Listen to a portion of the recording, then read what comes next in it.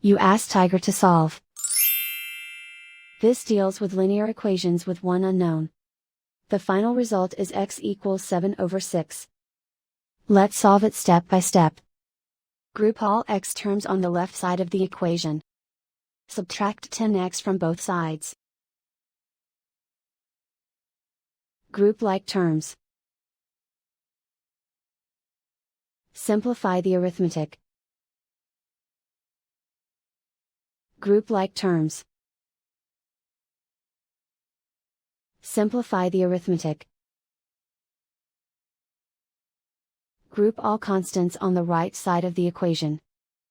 Add 7 to both sides. Simplify the arithmetic.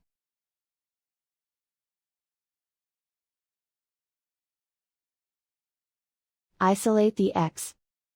Divide both sides by -6. Cancel out the negatives.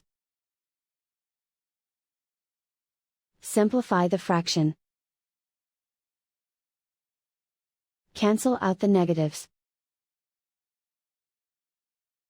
And so the final result is x equals 7/6.